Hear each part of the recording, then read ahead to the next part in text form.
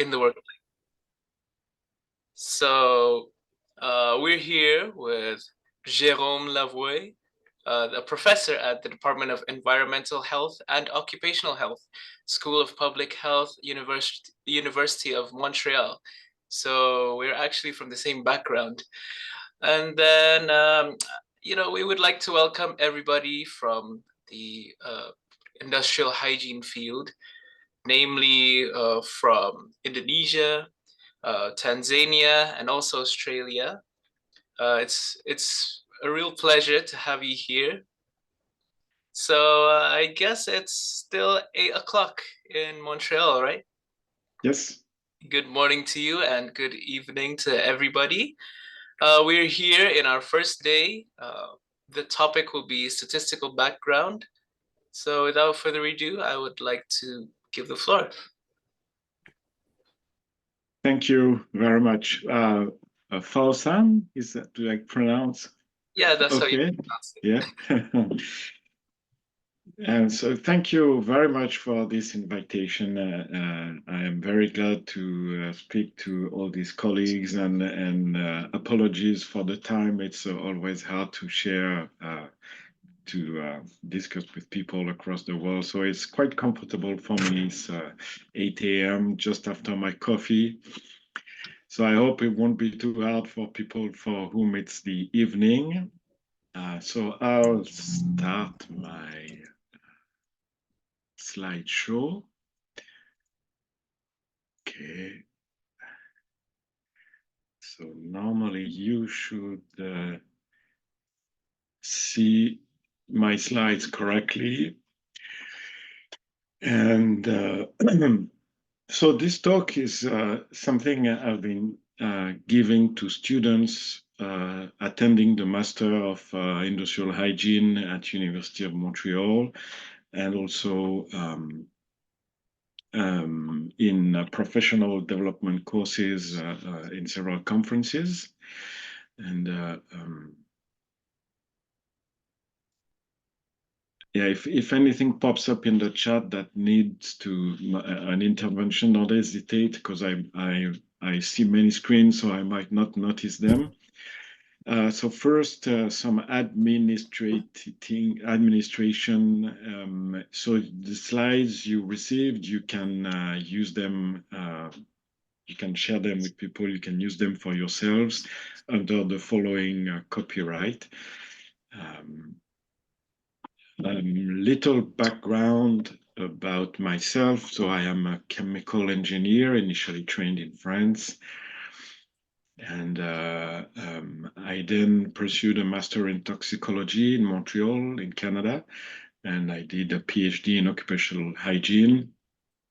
And approximately around 2010, I became a prof at University of Montreal, and I've been working there since then and doing research in exposure assessment sciences.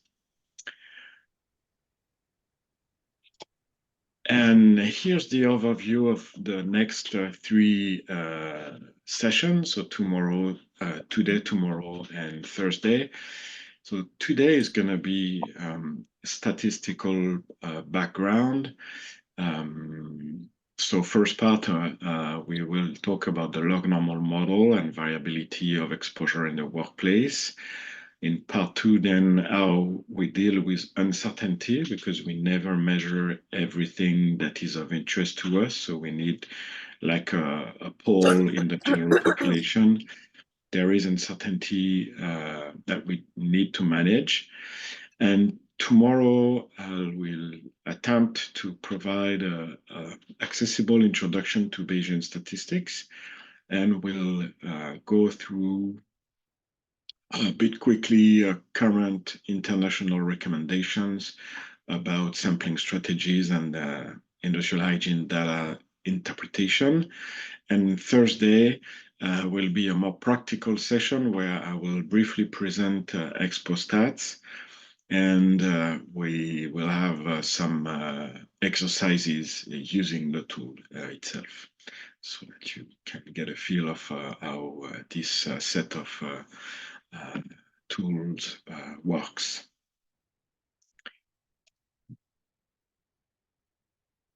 Okay, so on to part one. So this is the overview of part one. So first part about exposure variability in the workplace, then the log normal distribution, and we'll finish with which parameters of the log normal distribution are useful for risk assessment.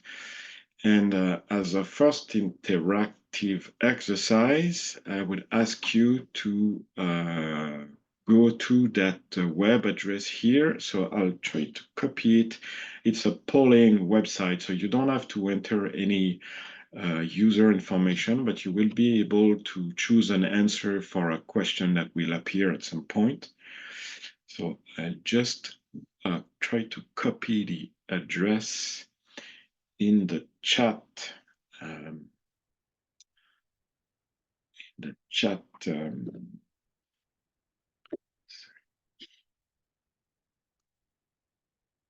so that you can go there easily. So you should be able to go to that web address I just copied in the chat, and then at some point you'll see a question appearing.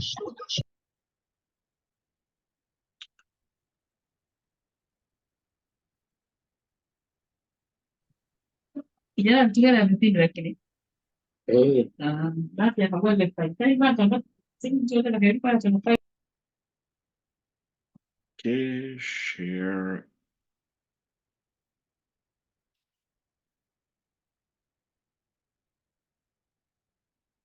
Yes. All right. So let's see if this works. So normally now, you should, if you go to that website, you should see the following question. And this is the first data interpretation exercise that I would do with you. So you have these 6 measurements. So you might have seen this number in some publications that we should at least characterize an exposure situation with at least 6 measurements. So there are 6 measurements like daily exposure levels, and there's an exposure limit of 100 ppm. And I would ask you, without doing any calculations, to tell me what you think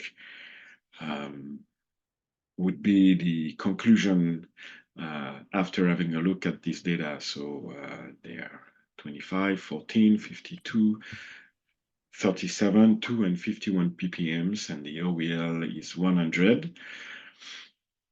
And so I see some of you have already managed to answer. I see 6 answers.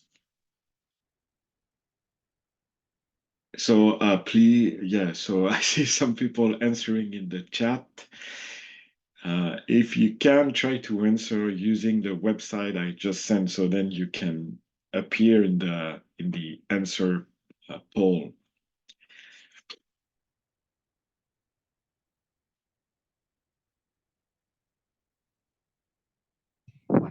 So I'll maybe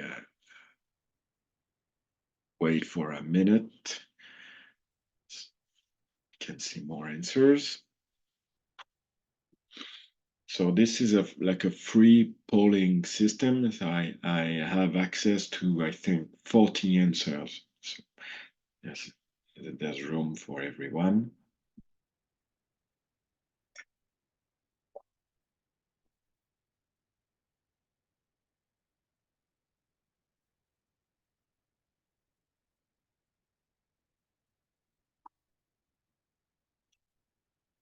Okay.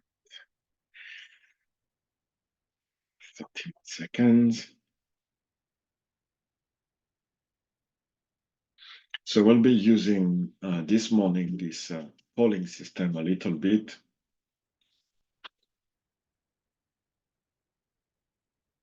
And yeah, you don't have to you don't need to enter any user information. There's a question about it, but you can click on skip, and then you see the every question that you see on the on Zoom. You can also see the potential answers on the website and select the one you prefer.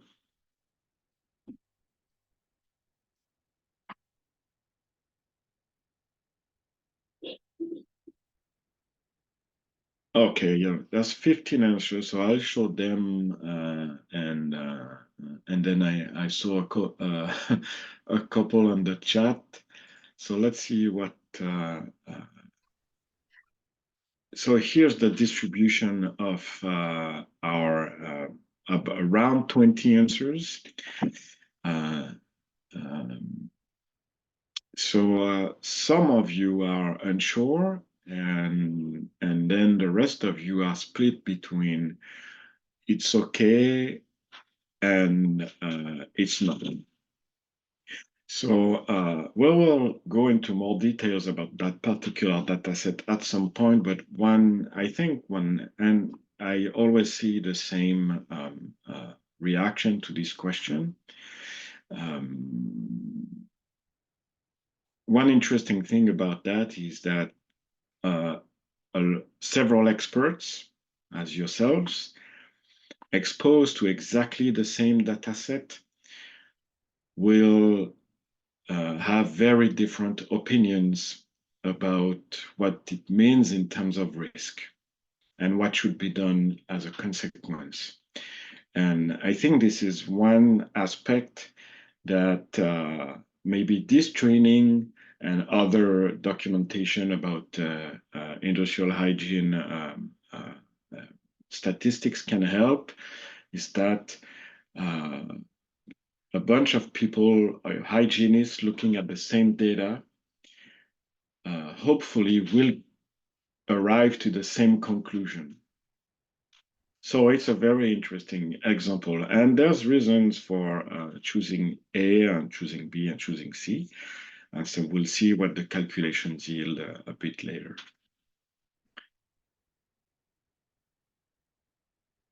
All right.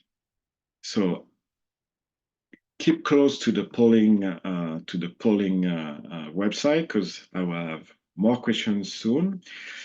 So we're going to use this morning and tomorrow and Thursday a data set of real styrene measurements in the fiberglass manufacturing industry. It was provided to me by a famous researcher in our field, Stephen Rappaport. And these data represent full shift measurements of styrene daily exposures in the fiberglass manufacturing industry. And so the full data set is about 100 points, and you will have access a bit like if you were a hygienist going in this type of workplace to, randomly picking some of these exposure values. And as you see on your slide, we will use, so it's a fictitious OEL of 350 milligrams per cubic meters for illustrative purposes. And my next exercise with you would be to go to the web address that you see up there on my slide. So this is it's a public application that I created a couple of years ago, which allows you to pick random values from this data set. So when you get to that website, you will see that screen. So you will go to the styrene tab, and then you will select one measurement, because I want you for now to just select one random point, as if you only had resources to go once in that workplace and get one full day measurement. And when you select one, and then when you click on generate, you will get here one value. So it's a simulation of if you were able to make one measurement for this exposure situation. And so please do it only one time, because I need you I need you to only see one point, otherwise your view would be biased. Yeah, I'm gonna copy the address on in the chat.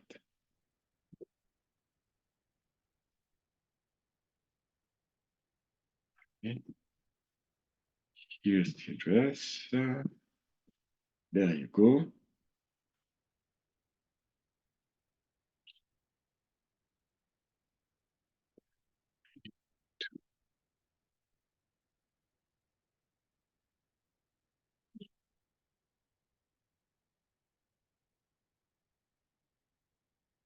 Again, share screen.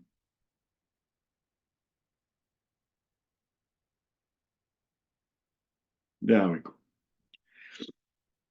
So you go to the web page, you select the styrene tab, you select one measurement for now and save that website because you'll have to come and pick up more values a bit later. So, and generate only one value and look at it with relative to an OEL of 350 milligrams per cubic meters. And so now I ask you a new question. Based on your single value, so it's only one this time, do you think you are able to make a conclusion about the exposure situation? So this time it's a bit different from last question, because last question, everyone got exactly the same data. But this time you have only 1 point, and furthermore, every one of you is picking this value randomly from a data set. So you're sampling from the same situation, but not the same exposure value.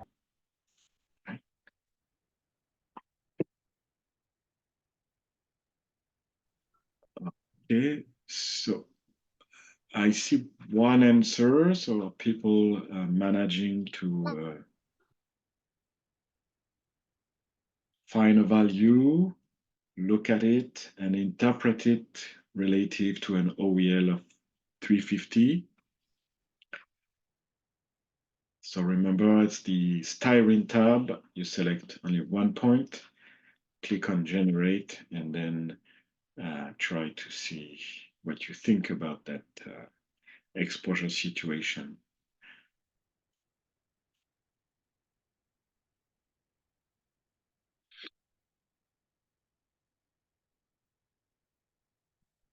Count 1 minute.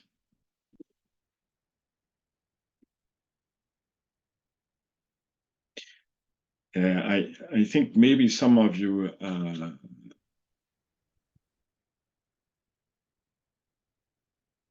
okay, yeah, no problem.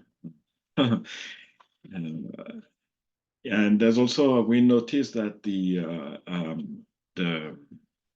it's slower in the southern hemisphere, our application. So be they ExpoStats or even the data generation app, the hosting servers are, I think, in Canada or North America. And noticed when I was in Australia last December that it was slower. But we have 10 answers for now, so I'll wait maybe 30 seconds more.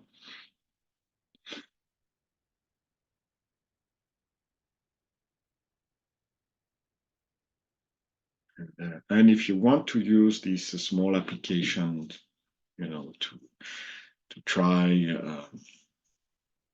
buy your things or to even yourself teach to other colleagues, it's an open source application, so you can freely use this data set of styrene measurements.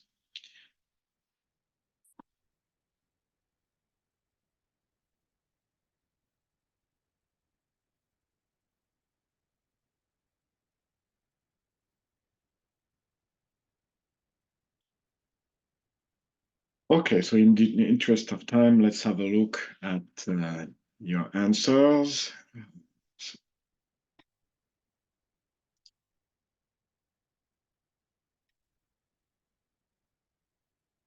So it's 10 answers, so a smallish sample, but still interesting. And again, we see a split in the answers. So half of you saw their value as probably fairly low compared to the OEL and would say the exposure is adequately controlled.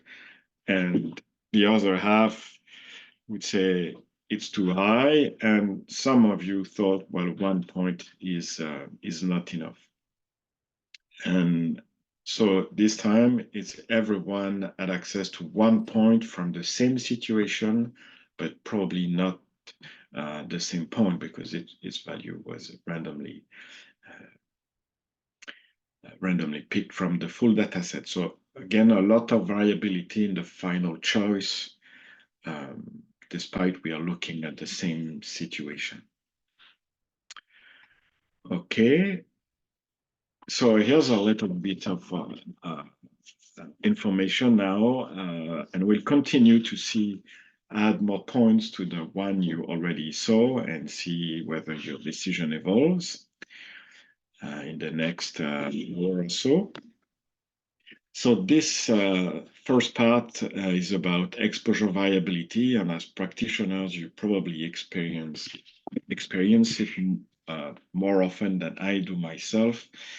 And I think you'll agree that if there's a quote that is a good characterization of exposure variability in the workplace, it's this sentence that you see here: never measure a second time, because you will find something different, which I heard in a conference in Sweden some time ago.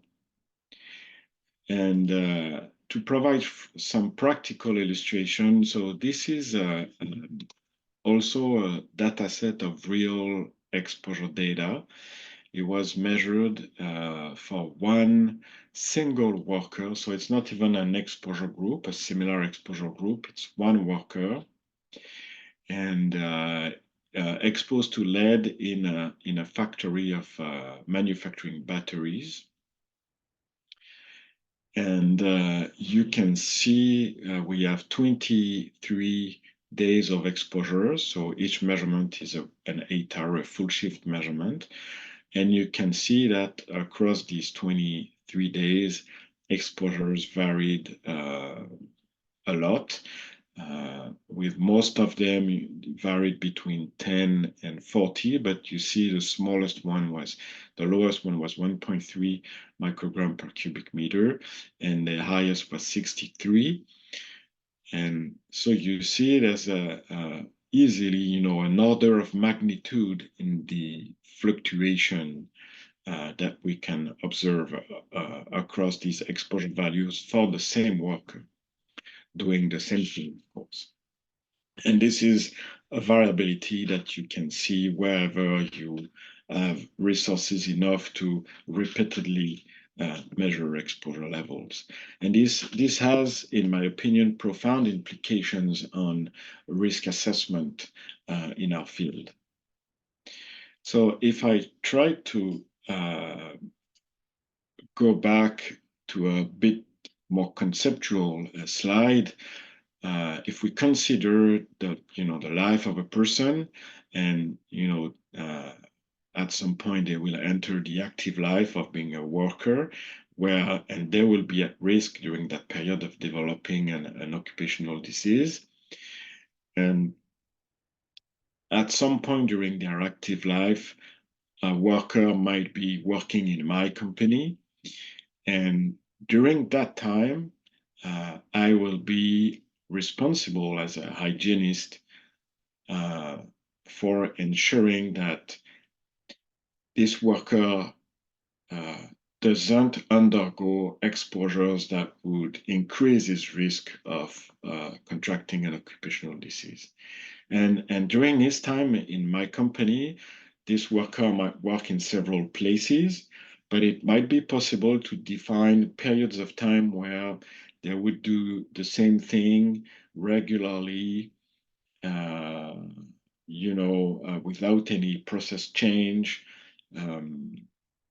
And each of these periods, we could define them as a stable exposure management period. So we think that even if their tasks vary a bit, but they do approximately the same thing, there's no changing jobs, there's no process evolution, major process evolution. And so we could say they have a stable exposure regimen. And if we were able to measure their exposure every day of that period of time, and here this is an example of 1 year, we will see the same fluctuations that I showed earlier with the lead example. So a widely fluctuating ensemble of values. And this large ensemble of values is what we need to manage. This entire group of values is the target of our risk assessment.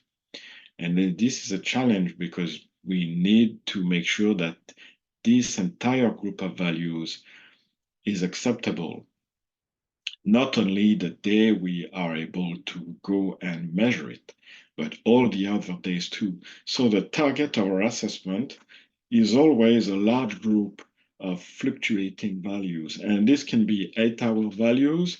If we look at chronic toxicants, this can be 15-minute values if we look at acute toxicants, but it's always a large group of values.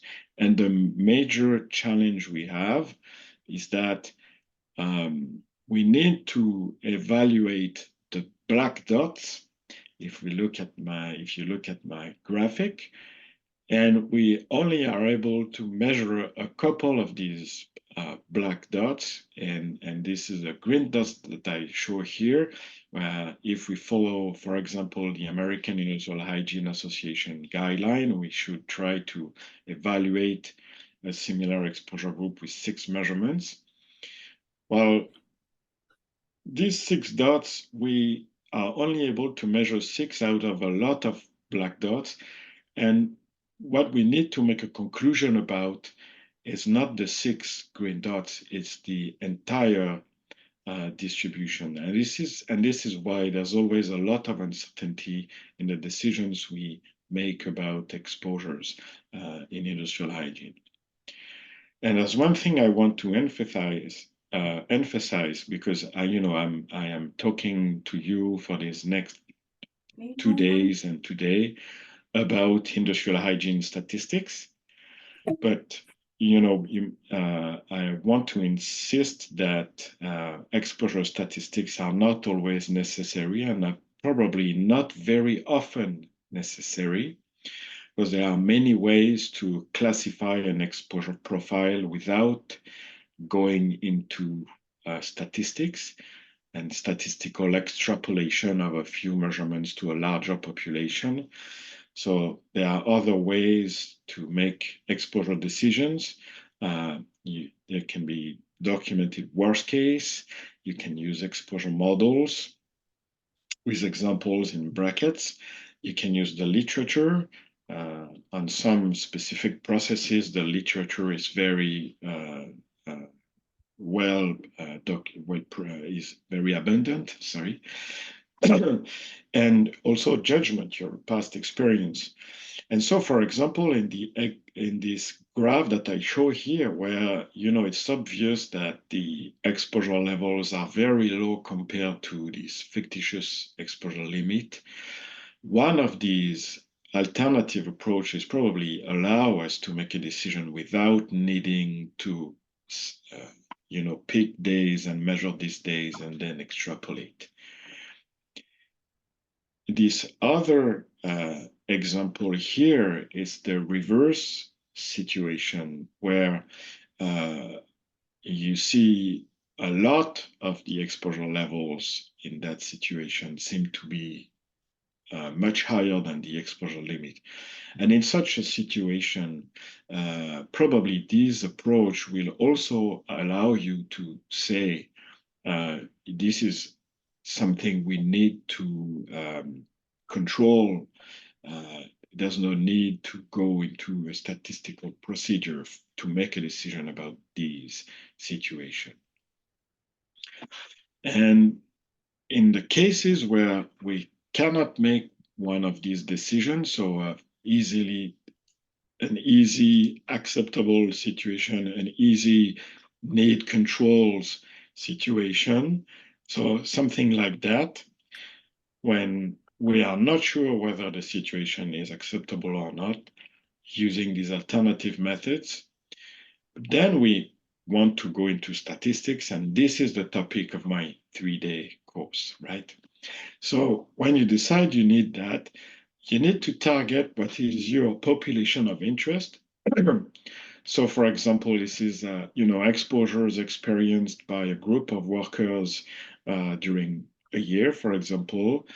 Then you need to conduct measurements that are reasonably representative of the variation of exposure levels during that period in that population.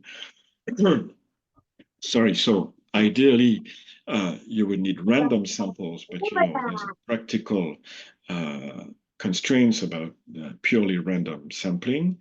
And this is where what the tools we created at University of Montreal can help. You need to interpret the measurements that you took and extrapolate them to the population that is of interest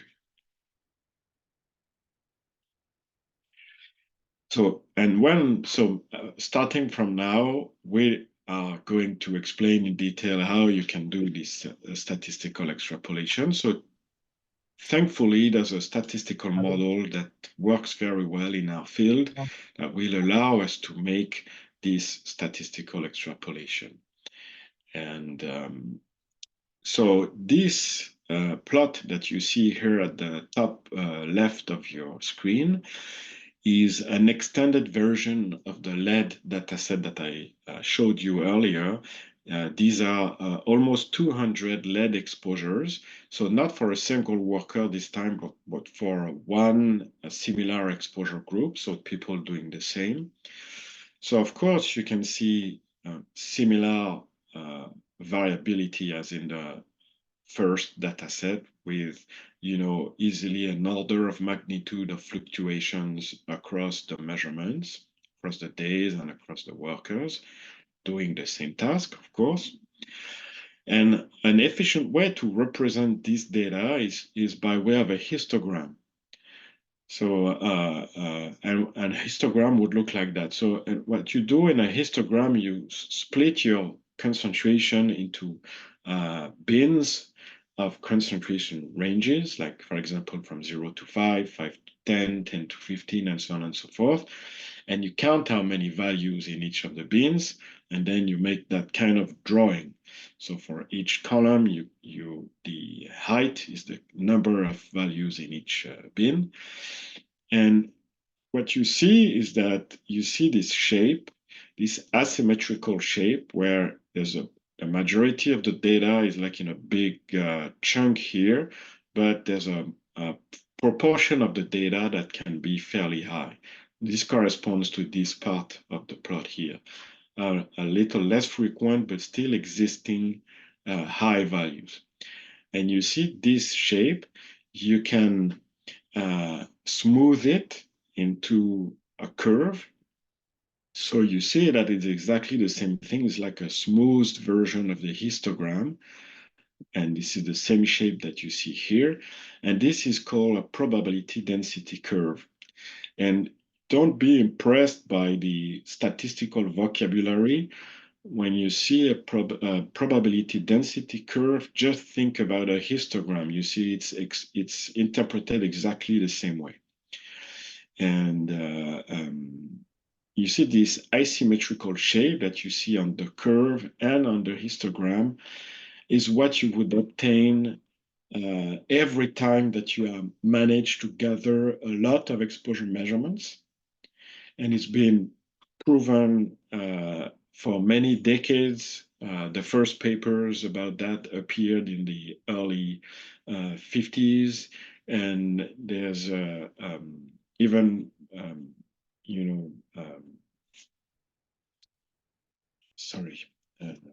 there's physical-chemical principles that justify this model. So this shape that appears every time we have enough data to draw a histogram, And when I say enough, I say 30, 50 and over. We see this shape, and this shape has, there's a mathematical equation that allows to draw a shape like that, and it's the log normal equation. That's the log normal distribution. And to come back to how to interpret a probability density curve, because I'm going to show a lot of them during this course. Again, think about a histogram. It's as simple as that. And this is an example using the classical normal distribution, the symmetrical bell curve. So when you see a probability density, so the values that are near the place where the density is highest are the most frequent or most likely values, like here, and the values that are in zones that have lower density are very infrequent or unlikely to happen. And the area below the curve represents your population. So everyone is the area under the curve. And for example, if I want to know what proportion of this population is above a certain value, for example, where you see my pointer here, well, the area under the curve to the right of my pointer that I'm moving around here. So this area here is going to be the proportion of the population that's greater than the value that you see here. So it's very simple to interpret a density curve when you make the parallel with the log normal, with the histogram. So this is the theoretical log normal distribution. So I drew this not using a data set, but using the equation. So a log normal distribution is defined by two parameters. A location parameter called the geometric mean, which is a central parameter that cuts the distribution into two equal parts. So you see here, this is the geometric mean of our distribution. And by definition, we know that half of the values, so every value is here, and they are below the geometric mean, and half of the values are above. So you know that there's 50% to the left and 50% to the right of the geometric mean. So here in my example, the geometric mean is 100. And the fluctuation parameter that reflects how variable your exposure levels are is the geometric standard deviation. And so this is a unitless quantity. So it's not in ppm or micrograms per cubic meters. There's no unit. And the way to express its meaning is to express an interval containing a certain proportion of the data. And so you see the formula here for your archives. To provide just an example with a typical GSD of 2.5. And why I said 2.5 is typical, it's based on a bunch of scientific publications where people looked at many exposure groups and calculated geometric standard deviations. And of course, they reported variable GSD values, but the center, the medians of these values was 2.5. So when you don't know anything about a workplace, you can hypothesize that GSD might be around 2.5. And if you express that in terms of the range of likely exposure values, you would say that 80% of this distribution would be between 30 and 300. So you see, again, we see this order of magnitude of variation in this exposure distribution. Now you can ask, and in the interest of time, I won't spend a lot of time on that slide, but some of you might have seen that there's a possibility to perform statistical tests to try to know whether indeed your data comes from a log normal distribution. my own take on that, and there's some publications and books agreeing with me, is that with the sample sizes that we have in industrial hygiene, so most of the time less than 10 points, these tests are not useful. It's impossible to decide whether a sample comes from any type of distribution when you have only 10 points. Just try to draw a histogram with 10 points. It doesn't work. So the pragmatic approach that me and some colleagues recommend is to assume that the log normal distribution is okay, is reasonable based on a lot of historical evidence, and to make a graphical check that you didn't make a gross mistake using what we call a quantile plot. So I don't have much time to talk in detail about quantile plots, but it's fairly easy. We will see what it looks like in exercises. All right, so now that we have talked a little bit about exposure variability, let's have you experience exposure variability in the styrene data. So if you want to go back to the data generation website, so you have kept your single value of a moment ago. So now please use the app again, and then you can select 5 in the app to generate 5 additional points. So you will then have access to 6 points from this exposure situation. And again, without any calculation tool, just looking at your 6 values, you will now have an idea of how variable they might be. Try to make a decision, an updated decision about your opinion of whether it's adequately controlled, poorly controlled, or you don't know compared to an OEL of 350.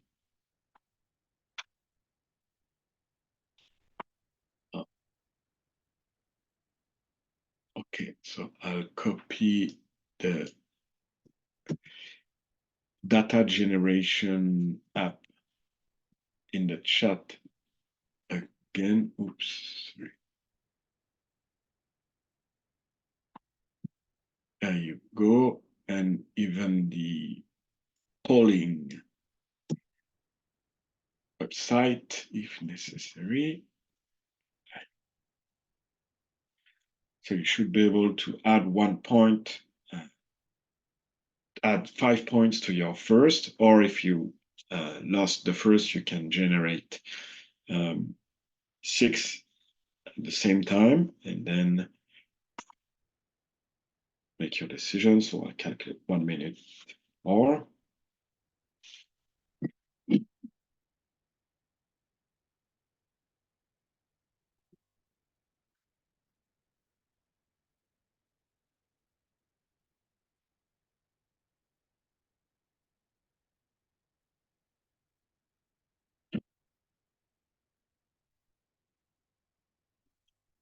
To recap, I think for the first exercise, we had like 40 adequately controlled, 40% poorly controlled, and 20, no.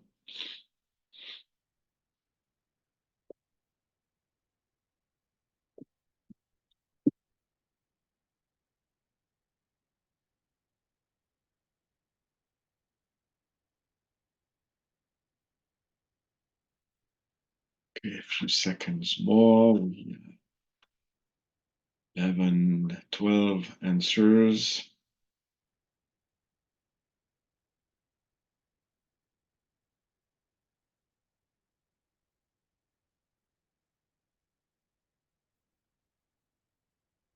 Okay, let's have a look.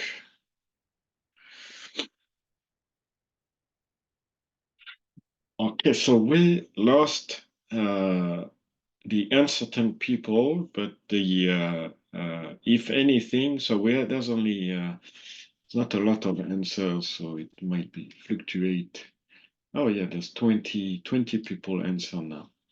So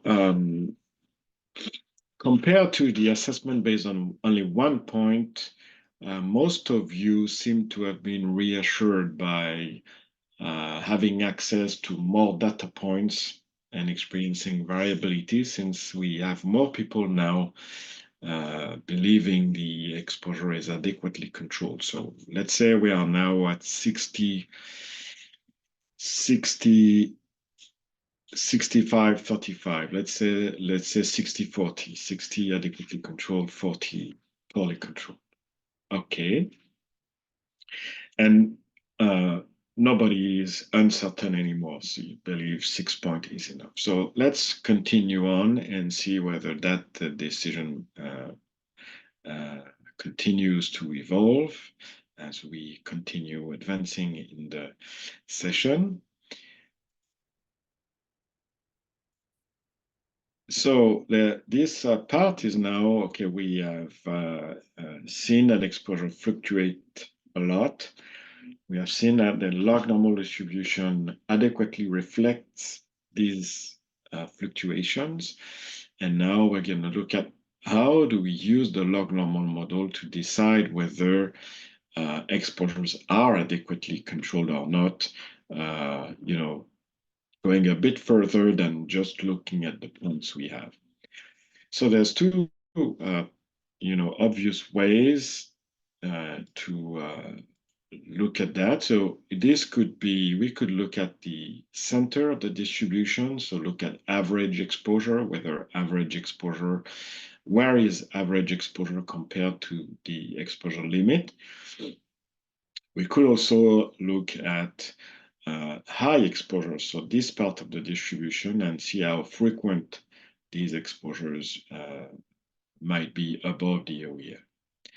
So the first parameter that I feel is fairly intuitive, and that's been proposed by several organizations, is to look at, and in this situation, we are in the ideal case where we would have measured everything, right?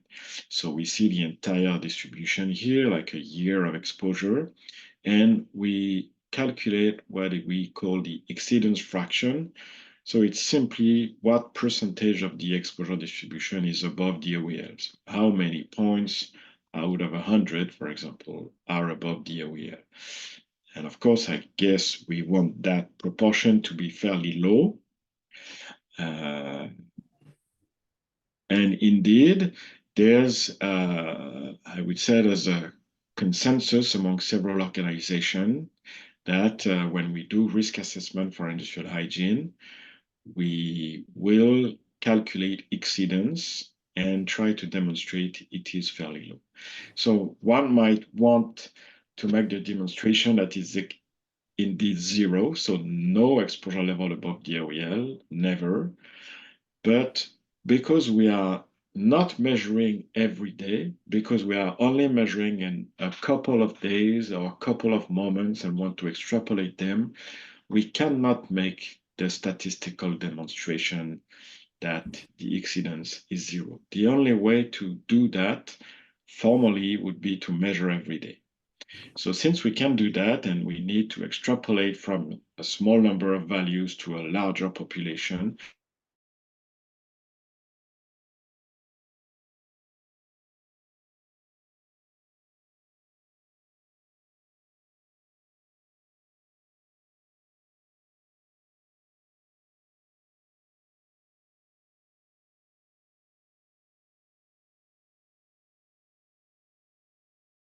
of the days or of the moments are above the OEL.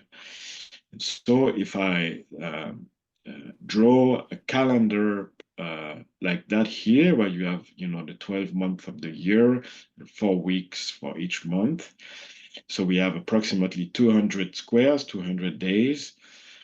And this practical threshold of 5% of the days above the OEL would be a bit like what you see here. So 10 red squares among the 200 squares.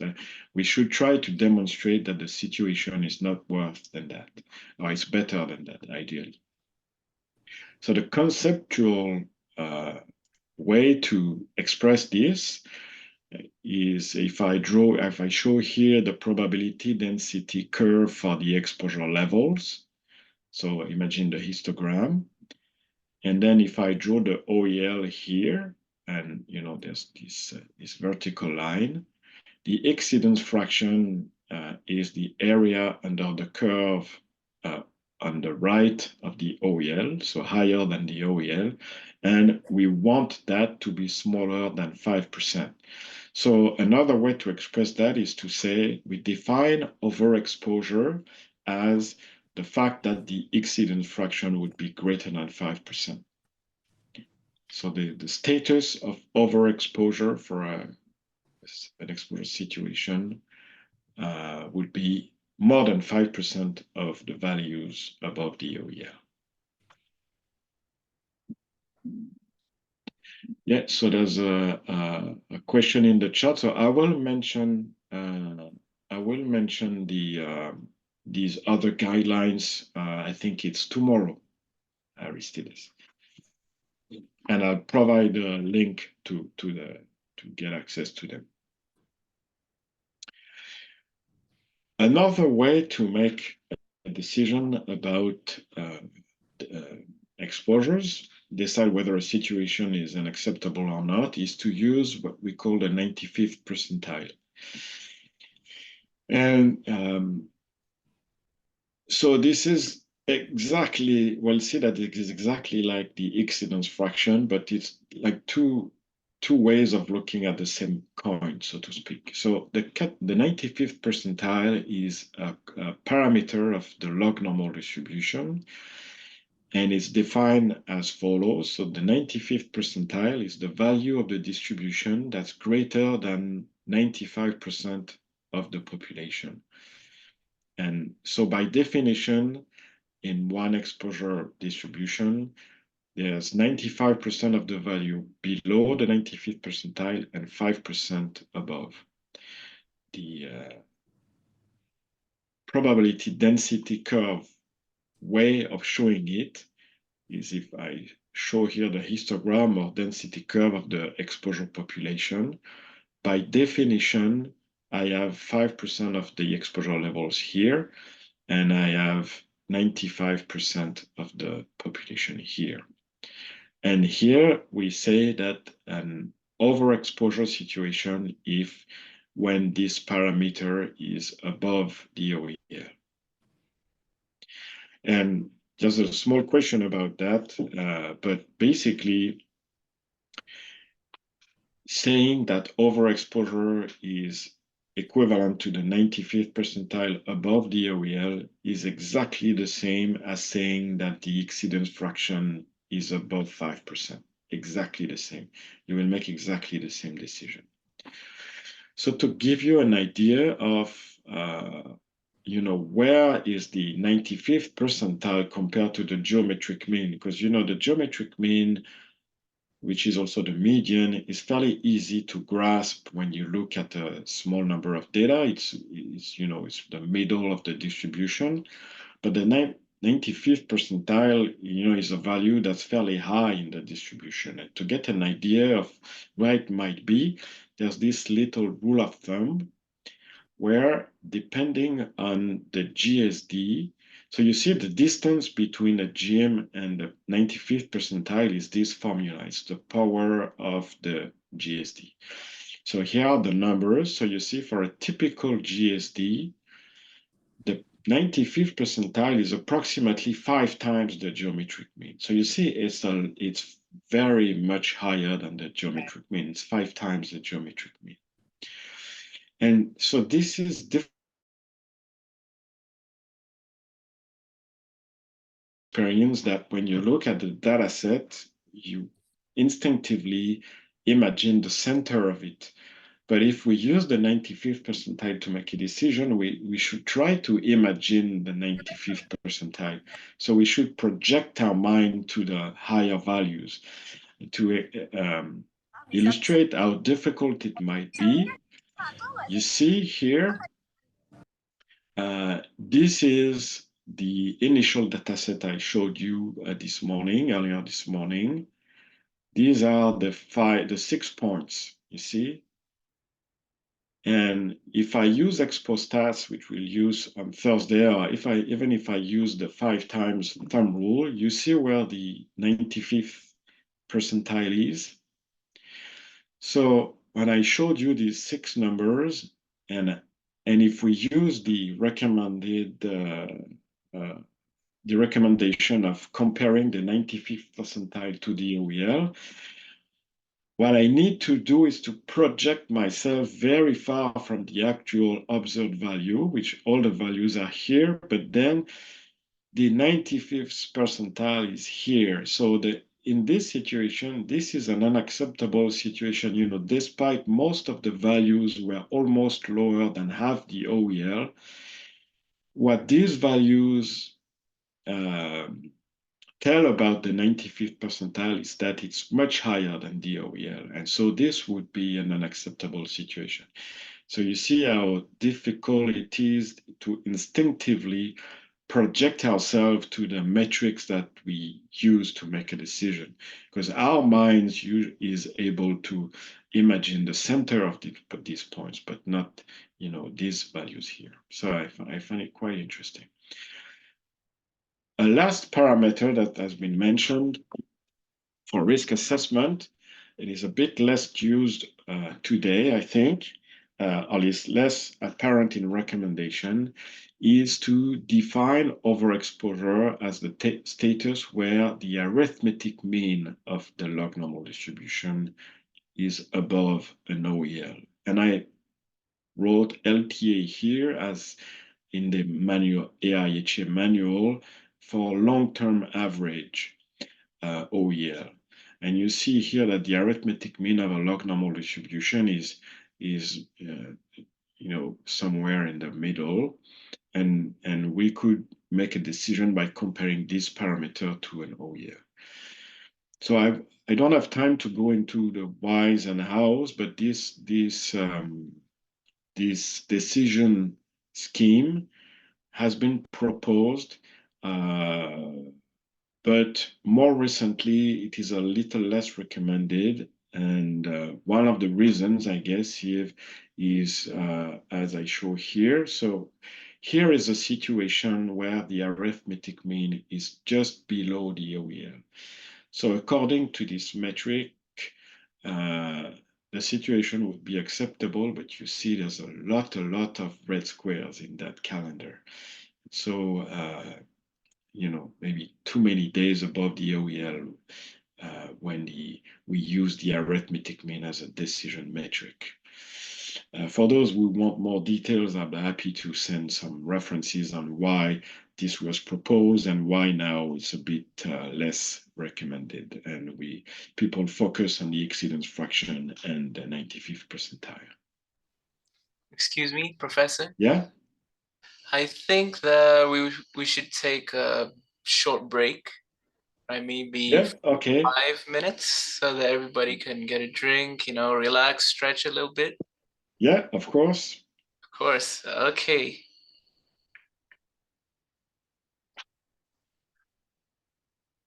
If there's any question during the break time, I'll be staying here. I think there are some in the chat section. Sorry, Prof. This is Aristides. Yeah. Just I want to ask, maybe based on your opinion, on the GSD side, between 3 and 2, the GSD should be less than 3 to prove that I'm sorry, Aristides, you'll have to repeat because your voice was cut for most of your sentence. Okay, do you get me now? Yeah. Okay, I want to ask Prof. Jerome, on the GSD side, Yeah. we are using to prove that your data statistical significance, the GSD should be less than 3. Yeah. So between maybe 3 or 2.5, maybe what is your recommendation? 2.5 or 3? Yeah, so it's a good question. So the studies that have reported large groups of GSD values, they were most of the time centered on 2.5. So half of the values were below, half were above, and usually not maybe 20% to 10% of the values were above 3. Okay, so having a GSD above 3 is entirely possible, especially if you are outside, for example, where there are factors that create high variability. But some recommendations have said, if your GSD is above 3, what I think is you should be careful, but it doesn't mean it's impossible to be a similar exposure group with a GSD above 3. I think it's possible, but when you see a GSD above 3, maybe check that you didn't make a mistake or you didn't put people together that shouldn't be. So it should not be like a dogma that any GSD above 3 means that your GSD is bad. I think it's just like a warning sign. Because, for example, if you monitor workers in the construction industry, because they work outside and the task might fluctuate a lot, it might be that all the workers experience the same exposure regimen, but the GSD across days would be very high. So does that answer your question? Yes, thank you for that. And my question was, we are using the GSD below 3. So is it fine if we can use the GSD below 3 is fine? Or maybe we need to shift it from 3 to 2.5? But to decide what would happen if your GSD is below 3?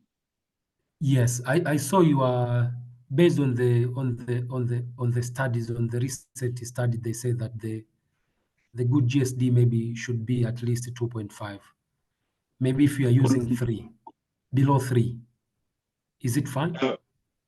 Yeah, but you can, what I would say is that when you evaluate a data set from an exposure, like a similar exposure group, Okay. and that your GSD is high and is above 3, you should verify that you grouped your worker correctly. So, but it's not below 3, it's fine, and above 3, it's problematic. It's not like a very firm decision like that. It's just a warning sign. Okay, thank you. What I can say is below 3 is typical. Okay, below 3 is a typical GSD.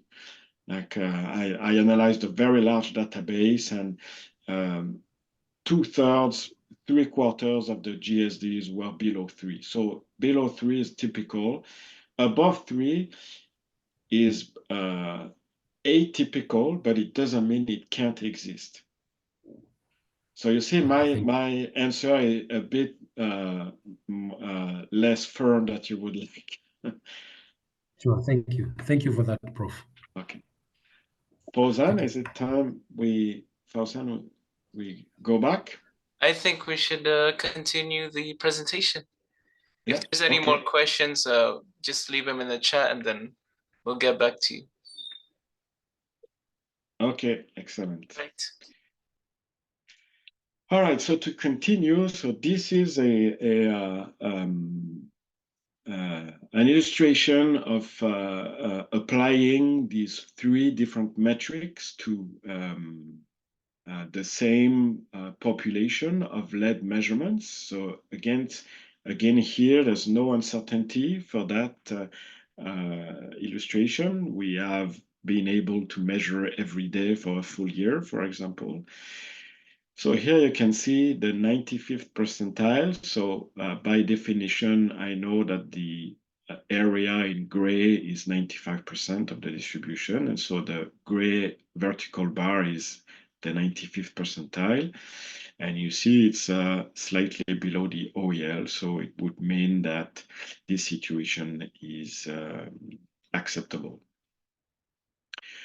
If I apply the exceedance fraction scheme, so the exceedance fraction, it's a bit difficult to see here, but it's the area under the curve that's above the OEL. So you see that here it's very small. There's very few data points above the OEL. And the exceedance fraction, I think, is around 3%. So of course, these two metrics yield exactly the same decision, as they will always. It's a mathematical equivalence. And here you see that if I calculate the arithmetic mean, it's around 20 micrograms per cubic meters, so it's very far from the OEL. So in terms of which metric seems to be most adapted to what type of toxic effect, so I try to make this table quite simple. Maybe it's an oversimplification, but you tell me if you find it useful. For when we look at acute toxicants, acute toxicants are gonna cause very short-term effects. Like if you are exposed to formaldehyde, your nose is gonna hurt very fast. Okay. And so a pertinent averaging time for measurements would be very short-term or instantaneous. So a pertinent OEL would be a ceiling OEL or a STEL, 15-minute OEL. And in practice, since we have standardized measurement procedures, we would use either direct measurements or 15-minute measurements. And the exposure metrics that we would use if we have the population of short-term measurements, it's very natural to use the 95th percentile or the exceedance fraction, because basically the proportion of moments above the OEL is going to be the proportion of moments where your nose hurts, right? So it's very intuitive that the risk would be related to these metrics. For subacute toxicants, I use toluene as an example where, in toluene, you have long-term effect of toluene, but you can also get a headache at the end of the day if your daily exposure was too high. And so for that, you would measure for the full shift, because it's your daily average that would mean a headache or not. So the pertinent OEL would be 8 hours, and we'd sample for 8 hours or close to it.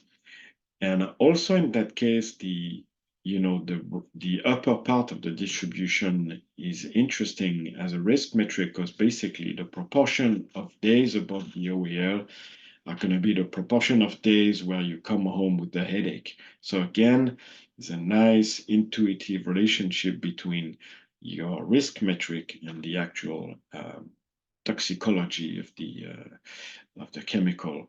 And then for chronic toxicants, where we are looking at exposure accumulating over a very long time, and ideally we would measure someone for 20 years, putting a pump on him when they start working and then until they retire, but we can't do that. So what we do is we measure 8-hour values, and if possible, repeatedly. And in that case, again, I won't have time to go into detail, but it's in that case that the arithmetic mean might be useful, because the long-term arithmetic mean reflects the body burden, the accumulation inside your body. The problem is that we don't have a lot of OELs that were defined as such thresholds. And so again, here, we still use the 95th percentile and the exceedance fraction, because if we use them, they are more stringent than the arithmetic mean. So by ensuring that the exposure is acceptable using these metrics, we also make sure it is acceptable using this one here. Okay, I think I need to skip some questions in the interest of time, but I wanted to go back to, and there's some corrections of these questions at the end of your slide, so you can read them by yourself. I wanted to, since now we know how to guesstimate the 95th percentile, and we've seen some ways to make decisions, I would like you to go back to your data set and update your decision about the exposure levels using your 6 points. And now that you have some rules of thumbs to estimate the 95th percentile and you know, see whether you think that the situation is adequately controlled, poorly controlled, or don't know. So to answer Aristides, so yeah, silica and diesel are indeed long-term toxicants. The issue is that the silica TWA, for example, while people answered my question, I can answer Aristides. Like if you look at the silica TWA, it has not been, nobody said in the silica TLV definition that this is like a long-term internal burden metric or threshold. You know, unfortunately, the ACGIH says has a very grayish definition of OELs, as most organizations. They say a situation under which it should be okay. So it's not, does it mean the long-term arithmetic mean should be below the OEL, or you should limit the number of days below the OEL?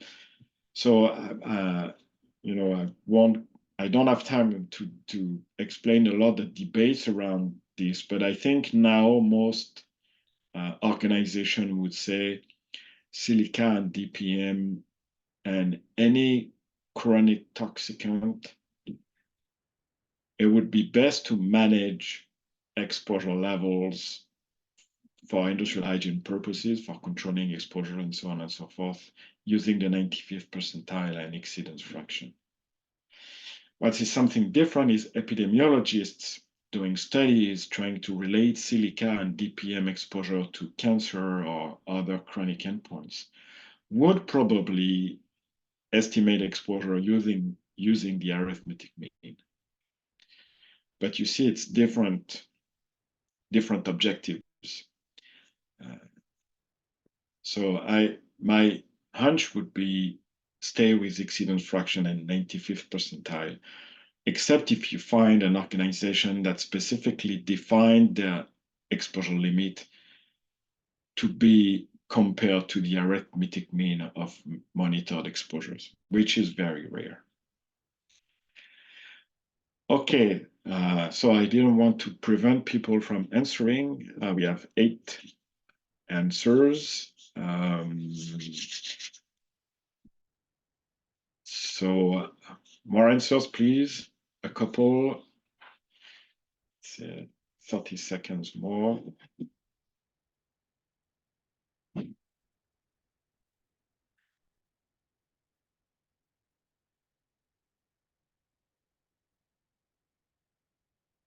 Okay, so we have reached 10 answers. Let's look at them.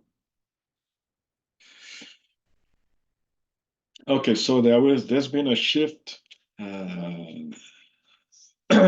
towards exposure poorly controlled, and well, 10 answers is not a lot, but usually this shift is even stronger, because when you will look at your 6 styrene measurements, and the numbers are evolving now, you take the middle of them, like the median. So if you order them, you take the middle one, and if you multiply it by 5, you'll see that most probably you will be above 350. So you see how evolved from one point where approximately half were thinking exposure was okay, but not okay, then having the 6 measurements the decision remained split, but then there were few people that remain uncertain. And now that we have seen tools to allow ourselves to project our minds towards the higher exposure levels, which are the ones we want to compare to the OEL, well, the decision has shifted towards poorly controlled. And, we look at this population in exercises, but indeed this styrene population corresponds to overexposure. And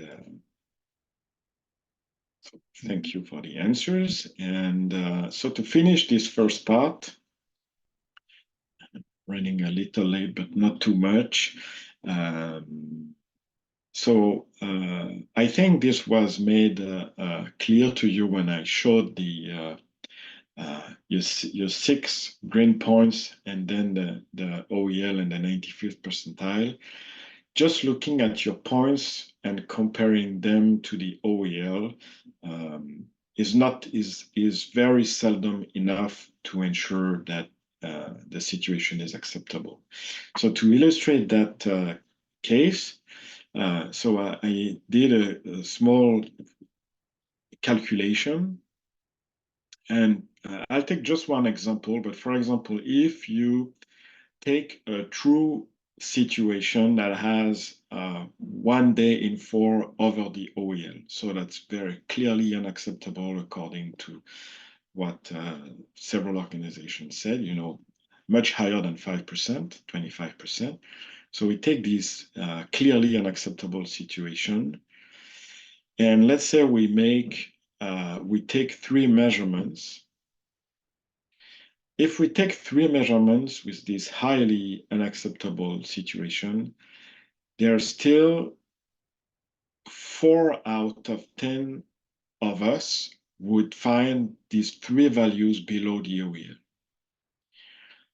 And so it means that, with a very bad situation, there's still a high probability that you would find a small number of values below the OEL. So to use a small number of values below the OEL as a sign that there is no problem is a mistake. Okay, so that's the message of this slide is some samples below the OEL is not enough to demonstrate the situation is safe. If you just want to compare your values to the OEL and not use the 95th percentile or exceedance fraction, you need a lot of measurements. You need maybe 20 measurements, 30 measurements. If you have 20 values below the OEL, probably it's okay. But if you have 6 measurements below the OEL, it's not enough. So that's why we need to use the statistics that I show you today. So take home for part 1. Exposures vary to a considerable extent. Proper risk assessment should account for exposure variability. The log normal distribution is a reasonable model for exposures. It's been demonstrated over and over. The decision metrics that have been recommended by many organizations are exceedance fraction, that should be smaller than 5%. Calculate the 95th percentile, should be smaller than the OEL. And sometimes, but rarely, I would say, compare the arithmetic mean to a long time average OEL. And the above parameters should be estimated using computer tools because they are the equations are quite complex, especially if you want to calculate confidence intervals. So this leads me to the second part of this morning, dealing with uncertainty. So all what we said until now, calculating the exceedance fraction and 95th percentile, we were doing that under having access to the entire population. But now that we know we will always have only a couple of samples, it means that we going to have to manage considerable uncertainty. So, there was this quote for variability that was, if you measure a second time, you find something different. The way to transpose that to uncertainty is that if you estimate the 95th percentile a second time, you also will find different results. And that's why we need to deal with uncertainty and find ways to manage it. So these are the 4 subsections.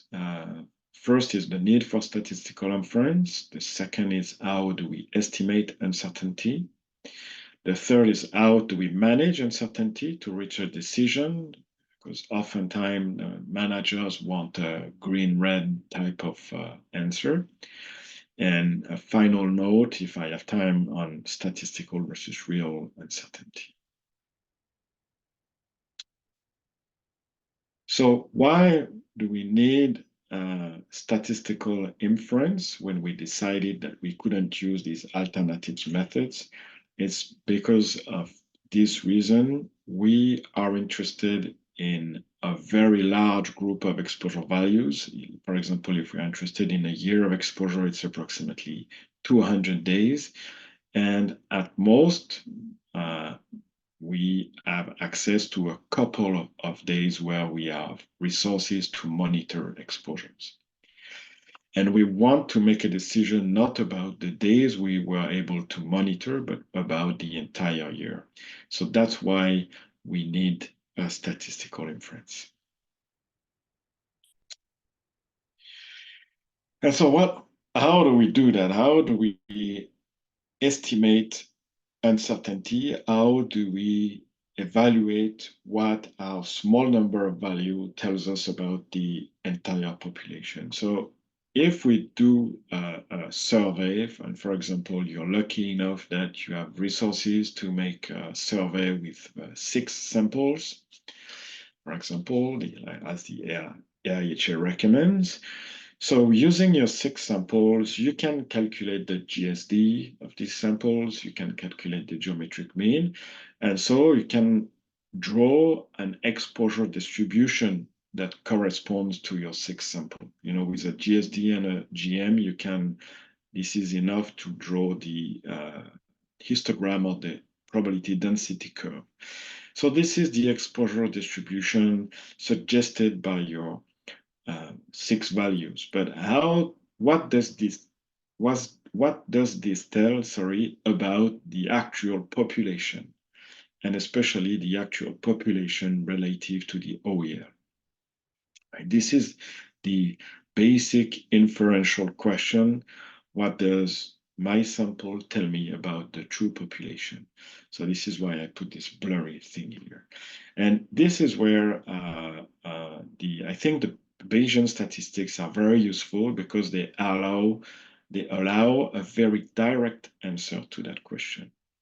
So what I was able to do with a very simple Bayesian model is from a single sample of 6 points, I was able to draw 1,000 plausible true exposure distributions. So you see, there's not more direct than that. This is the direct answer to my question above here. This is the statistical answer. So my sample suggests that these distributions are plausible for the true population. So, and I put in green the sample distribution.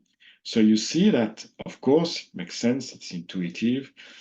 The 1,000 plausible distributions are bunched up fairly close to the sample itself, but you see that some of them have lower exposure values. So the true exposure distribution has lower values in general than my sample values. So for example, these ones here, you see, the exposures are lower. And some of them, for example, there's one like that, have much more frequent, very high values. So with that one that's very flat here, there's a lot of values above 40. So you see that my sample corresponds to many different plausible true distributions. So that is a visual impression of the uncertainty that comes with trying to make a decision with only 6 samples out of 200 values of interest. So now, since I am able to draw these 1,000 plausible distributions for the truth, I can go a little bit further than that. And if I have 1,000 plausible distributions, I can calculate 1,000 plausible values for the 95th percentile, right? For each of these distribution, I have a GSD and a geometric mean, and I can calculate the 95th percentile. So from my sample, I get 1,000 plausible values for the 95th percentile. And you see that, of course, they are bunched up around the 95th percentile corresponding to my sample, but some plausible values are much higher than that, and some plausible values are also lower. And I can make a histogram of these 1,000 values, and this histogram represents what I know about the true 95th percentile. So from my single sample here of 5 points, what I know about the true 95th percentile, which is the parameter that is of interest to me, is this histogram.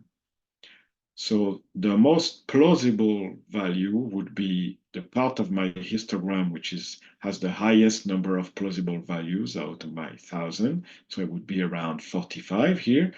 But you can see that values below that are plausible. There are some histogram parts below 45, and you see that there's still some area here where the true value might be that is also quite likely. So values above 50 would also be likely for the true 95th percentile.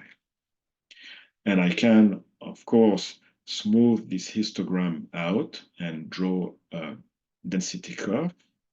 And you see that this curve here represents my information about the true 95th percentile. And this is this distribution that I'm going to use to estimate uncertainty and manage uncertainty.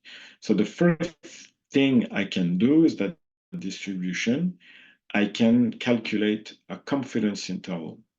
So here what I did was just took the interval that contains 90% of my 1,000 values, and this creates this confidence interval. And I can say I am 90% sure that the true value is between 27, which is here, and 98.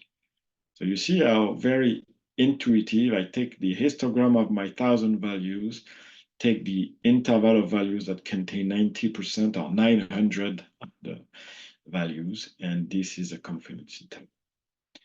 And I can, if I'm only interested in upper limit, I can calculate here the value that is above 90% of all the others. And this is what we would call 90% upper confidence limit. And I will say I am 90% sure that the true value of the 95th percentile is below 80, which is the value here. So you see, this is the way that we use the uncertainty distribution to calculate confidence intervals and confidence limits. And you might not have seen these kinds of graph when you were taught about statistics, because in traditional statistics, we don't have access to this distribution. We don't have access to 1,000 plausible values and to this histogram of 1,000 plausible values.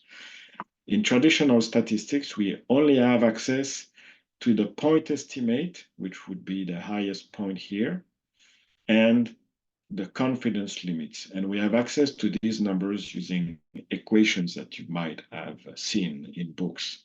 But we don't have access to the whole uncertainty distribution.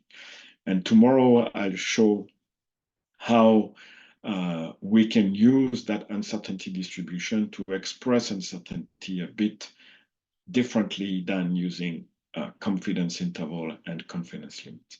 But this morning, let's stay with confidence limits. So we use confidence limit to make a decision is basically, we would like the 95th percentile to be below the OEL. So what we will do is we have the point estimate, and we calculate the upper confidence limit. And so I picked an 89% confidence limit just because 95 is traditional, but it's arbitrary. So I chose 89. And what I can say is, well, I am 89% sure that the true value is below that area here. So if this value here is smaller than the OEL, I can declare with at least 89% confidence that the true value of the 95th percentile is below the OEL. So I can state with at least 89% confidence that the 95th percentile is not above the OEL or is below the OEL. So how confident do we want to be? So here I put the example showing I would be 89% confident, but the degree of confidence that you want to reach is your own management decision. It's not me, it's not science, it's management decision. It's you who decides how confident do you want to be. And of course, 95% confidence is traditional and historical, but it doesn't mean it needs to be that. And especially when you have the 95th percentile, there's a lot of 95 going around, because if you want to use 95% confidence, you need to say, and again, tomorrow we'll see easier ways to communicate, but you would say to someone, I am 95% sure that the true 95th percentile of the exposure distribution is below the OEL. Try to say that to your boss or to a worker, you will have like a glazed eyes. So 95% is traditional, but you might have seen that elsewhere. More recently, 70% has been proposed, and we'll talk more about that a bit later in the course. So in that last example where we calculate the point estimate, then calculate 70% upper confidence limit, and try to show that this value here is below the OEL, right?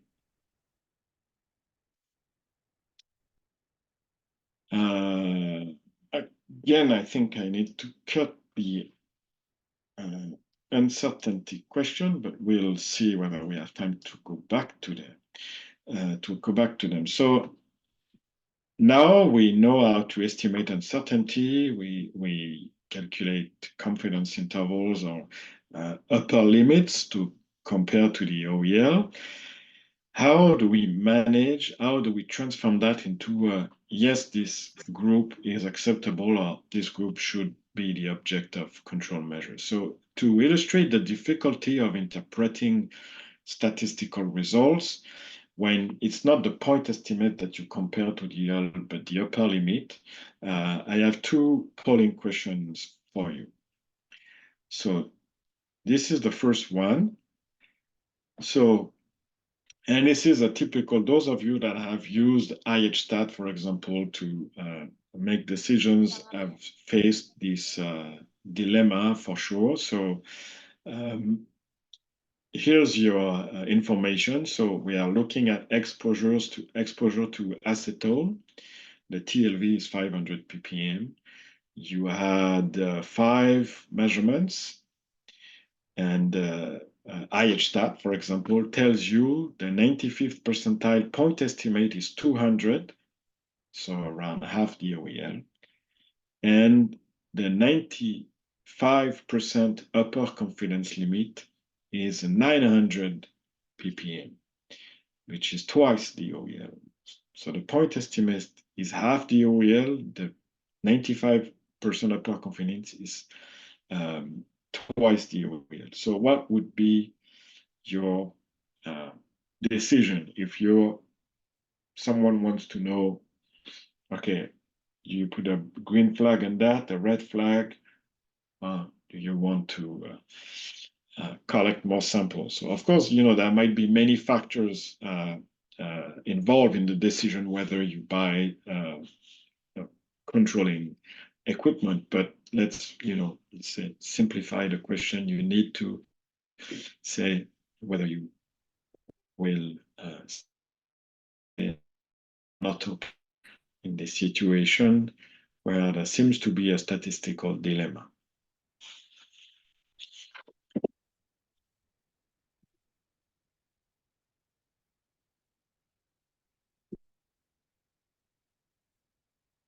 Count 1 minute.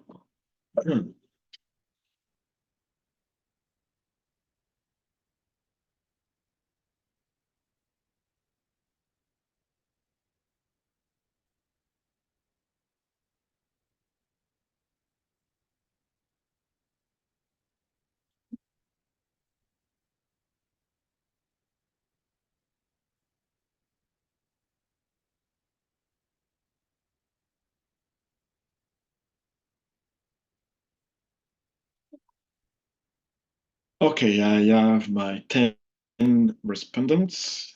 So let's have a look. So most of you would have gone with the very, let's say, stringent application of the statistical concept, saying, okay, the 95% upper confidence limit is above the OEL, so I cannot reach 95% confidence that the situation is acceptable. So I will declare it not acceptable because I cannot reach 95% confidence.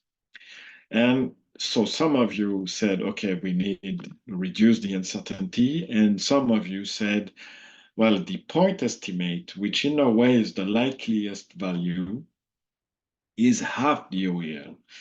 And which is somewhat reassuring. So I kind of make the bet, but I can't know for sure that the truth is actually close to the point estimate.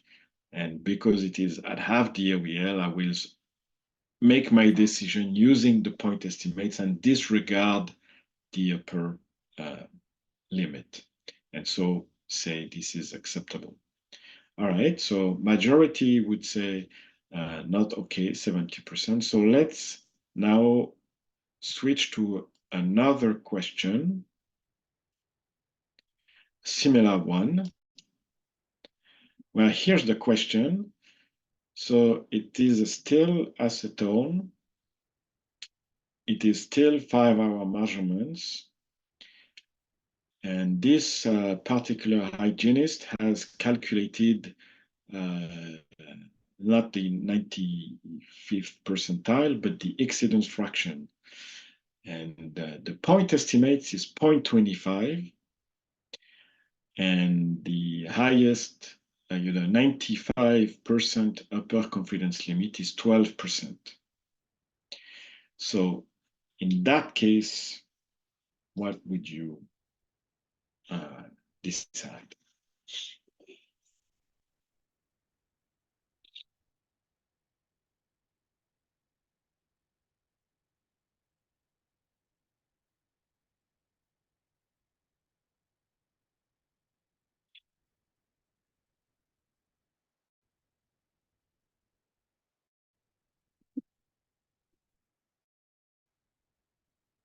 So here the threshold we are looking at is 5%. We compare the exceedance fraction to 5%.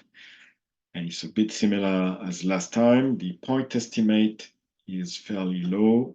The upper confidence limit is higher than that threshold. But in this different situation, how would you decide?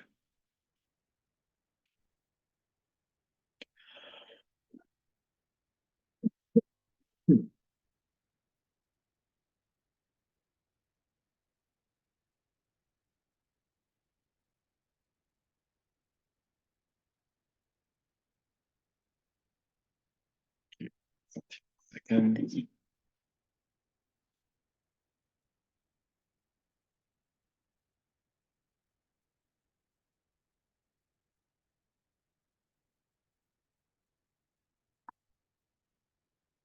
Right.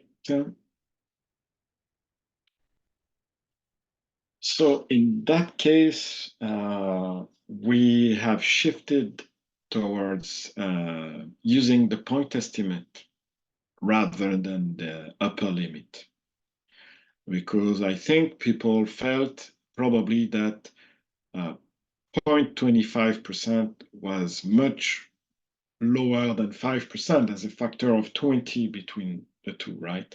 So we have the actual point estimates 20 times lower than the threshold we look at, which is much further than like 200 ppm was compared to the Euler's 500 for the previous example. So you see like a very different decision trend. And what is interesting is that this is exactly the same data. So it's the 5 same points. It's just the shift in decisions that you made, well, the 10 people that answered. But this is a pattern I see every time I make this exercise. It's just because when you use the 95th percentile, the point estimate is at half the threshold, half the Euler of 500. But when you use the exceedance fraction, the point estimate is 20 times lower than 5%. And so this feels more reassuring, but it is exactly the same values. So again, you see that because we see why maybe this 95% confidence is too stringent and is not helping practitioners make consistent decisions, is because it is so stringent that we prefer to use the point estimate. But then again, this creates variation across decisions. And you see that even looking at the same data exactly, but using different metrics is going to make us change our decision. So to finish with this morning session, I'll summarize this dilemma when we want to make like a green-red decision and we end up, thinking, wanting to be 95% confidence is too hard. So basically, when we look at the possible outcomes, there's two situations where it's easy for us because we are backed by the statistics, right? So when the upper confidence limit is smaller than the OEL, we can make a formal statistical statement. So here I used 70% confidence. So I can say I am 70% sure that there is no problem, basically. And which, in our tools, we say that the risk of overexposure is lower than 30%. It's saying we are 70% sure that there is no problem, or the chances of a problem are smaller than 30%. Two faces of the same coin. And in the other situation here, we are also very sure that the situation is problematic. So in these two cases, we can make a statistical statement. We are backed by statistics, right? But in this case, and this is the case of the two examples I just showed with the acetone, is we are unsure, we don't know, because the point estimate is maybe lower than the OEL, but not the upper confidence limit. So we cannot state we have confidence that there is no problem. We don't know. It's an uncertain situation, right? And so if you need to have a green or red decision, you need to decide whether you will put the uncertain situations into the acceptable or the unacceptable, right?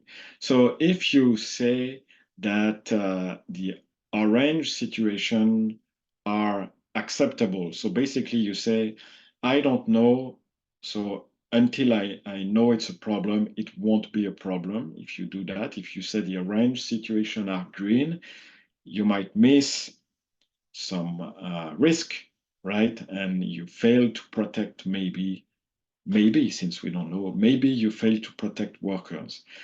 But if you put all the uncertain situation in the red case, so we say if we cannot reach 95% certainty, then it's unacceptable.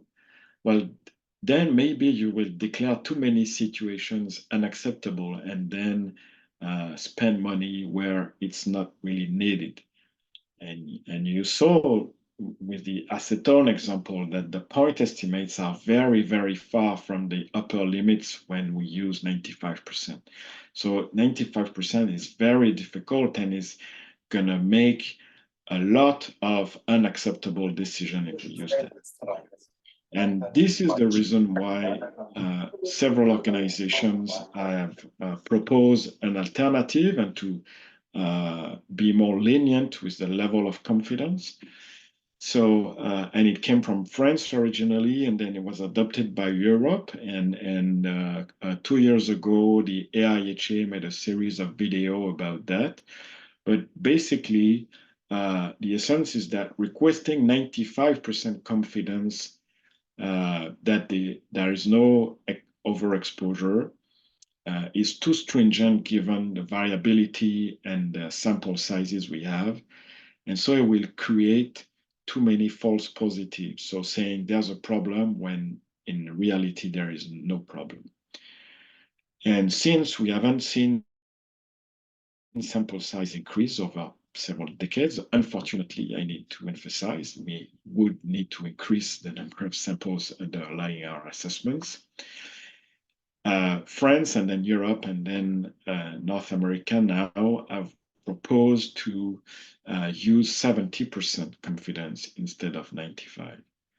And this criterion was shown to achieve a reasonable compromise in terms of false positives and false negatives.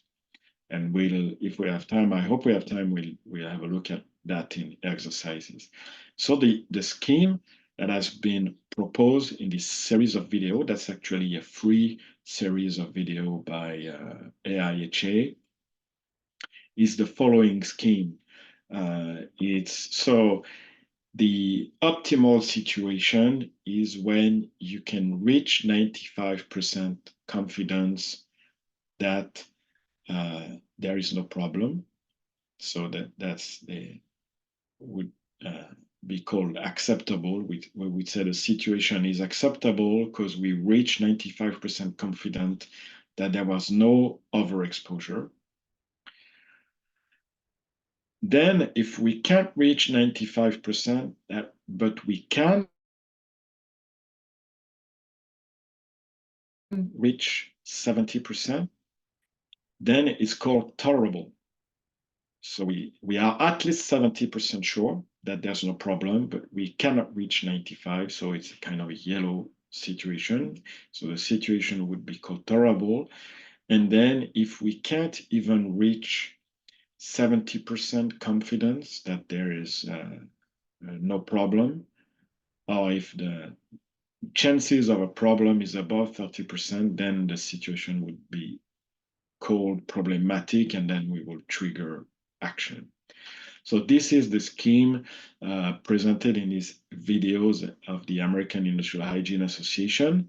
And to give you an idea of what's used in Europe, so basically in Europe, both the green and yellow category here are the same and are green. So the objective of the European guideline on interpreting industrial hygiene measurements is to demonstrate with at least 70% certainty that less than 5% of exposures are above the OEM. So basically, both the green and yellow here are green according to the European guideline. And to keep some minutes for questions, again, apologies, I will drop some questions that you have the corrections at the end. Just one word about statistical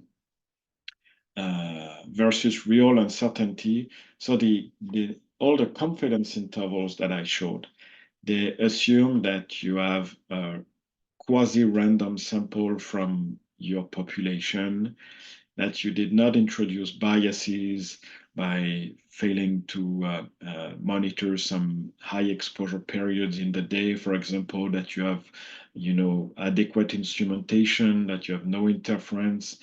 And because all these facts, they would not be reflected in the confidence intervals. So your expertise is needed to ensure that you measure on representative moments and using state-of-the-art measurement methods. And just one thing about sampling and analytical error.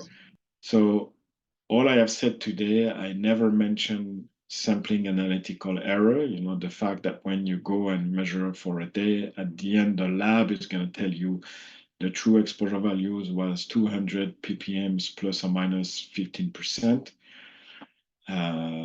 In essence, this is because our main issue when making exposure decisions is the fluctuations of exposure levels throughout the years. The small error that we make when we measure one day is negligible compared to the fact that we measure only 6 points out of these 200. So that's why in the calculation tools that you might know of, or the ones that I will present, we don't even ask you for the sampling and analysis error because it's negligible, and there's a reference here to support that sentence. And so finally, the bottom line for part 2, so extrapolation of measurement data to unmeasured periods, which is what we need to know for risk assessment in hygiene, comes with considerable uncertainty.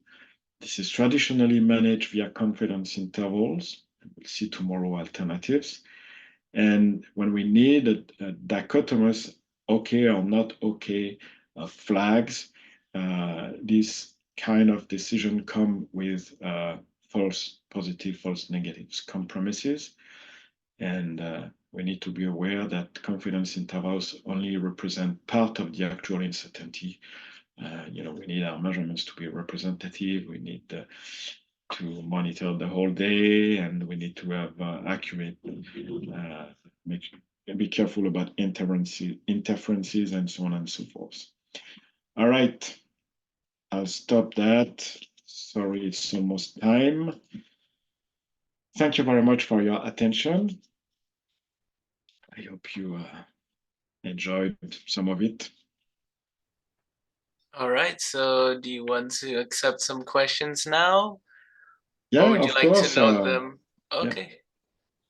Yeah, whatever you had planned, Farzan, you're the boss.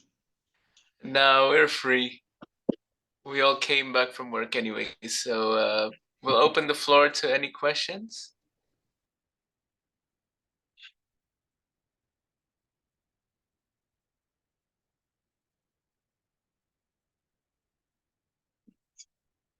I was perfect then. Okay, I guess you can. Are there any more questions in the chat? It's just from Aristides, I think. Yeah, and I think I answered orally to Aristides. Yeah, during the slides. All right, then I guess everybody is already already sleepy. Since it's already 9 o'clock, and yeah. I don't know about those in Australia and Tanzania, and also Theresa from Zambia. Maybe everything's already answered. Okay, then I guess today's event has been a wrap. We'll continue tomorrow and the day after tomorrow. Are there any other closing remarks from you, Professor? No, I thank everyone for their courage listening to statistical matters in the evening. It's difficult. Okay. Yeah. It's 11 o'clock, I guess. Mr. Hanif is Yeah. Wow. Eastern Indonesia. Yeah. Very courageous indeed. So, all right. So I'll meet you. I'll meet you all those courageous enough tomorrow and All right. Thursday. Yeah. Hopefully I can attend. Yeah, excellent. And if you don't mind sending the link to the video, Farzan, when Okay. you have it. Yeah. By the way, it wasn't me that was recording since I didn't have the Yeah, of course, Prof. Jerome, we will send you once we get the video. Okay. Eating with is recording. Mrs. Eating. Yeah. She's the one. No rush when it's done. It's not urgent. Yeah. All right, wonderful. Okay. If there's no more questions, then I guess we'll just all go have a rest and then we'll meet back tomorrow. Okay. All right, Bye-bye, see you everyone. Bye-bye. Have a great day, Jerome. Thank you so much. Thank Bye-bye. you. Have a Have a great day. day. Professor. Bye. Thank you.